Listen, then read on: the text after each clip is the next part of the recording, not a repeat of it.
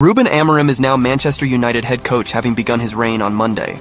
The Reds boss has a near 2-week wait until his first match, at Ipswich Town on Sunday week. But there is plenty of work to do between now and then. His first few days will be spent familiarizing himself with his new surroundings and staff before the players return from either international duty or a few days off.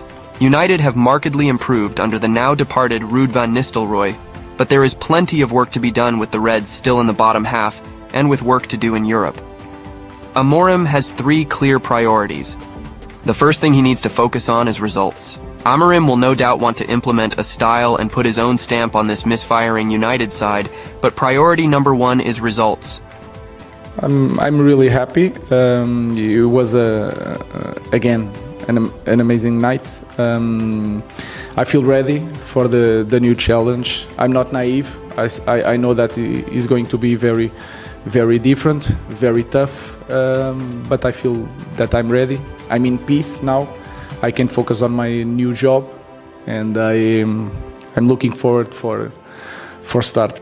No, I know how I am going to play in the beginning, because you have to start with a structure that you know, and then you will adapt with the players that you have, some injuries or no injuries, what kind of players, the abilities to defend, to attack. I will discover that in the next few weeks. We don't have a lot of time to train, so I have to show something that I know very well. So that said, the Reds are sitting at 13th in the Premier League right now, closer to the relegation zone than the top 4, which is just shocking for a club like United. The first task is to climb the table. The upcoming fixtures aren't too bad though, mostly home games and a few matches against bottom half teams, so he'll want to maximize those and push United up the table. Sounds like he has to hit the ground running, especially if he wants to make an impression early on. Exactly, and it's the same story in Europe. United's hanging by a thread in the Europa League with only 1 win out of 4 games. Going out early would be a disaster, so Amorim's got to make sure they're still in the mix by the new year.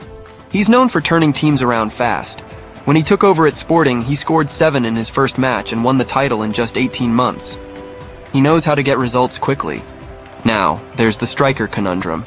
United have struggled for goals this season, and their 2 most recent striker acquisitions, Joshua Zirkzee and Rasmus Højlund, have yet to fully convince. The latter has the potential to become a focal point of the attack, while Zirkzee's role remains uncertain given his lack of goal-scoring prowess. Amorim could do with getting a tune out of both to ensure United are able to turn chances into goals. And Marcus Rashford? He was unstoppable not long ago, right? Rashford had the season of his career just recently, but last season was rough for him. He's starting to show some sparks again though, so hopefully Amorim can restore his confidence and get him back to his best. I mean, look at Victor Gyökeres. When he was at Coventry, no one expected much, but Amorim turned him into a scoring machine at Sporting with almost a goal a game.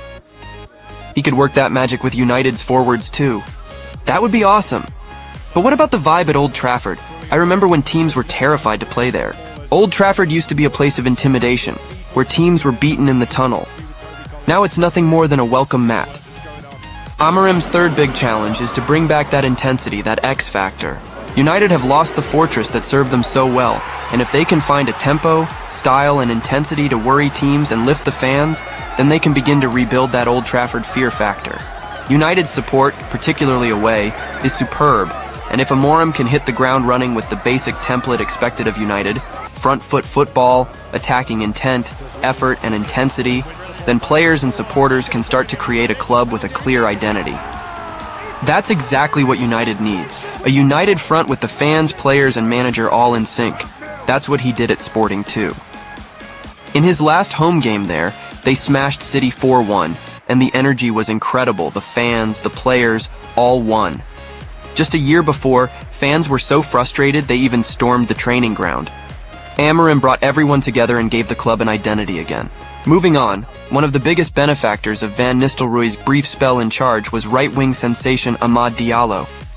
Amad has become an undroppable over the past week, scoring twice in the Europa League and assisting a goal against Leicester.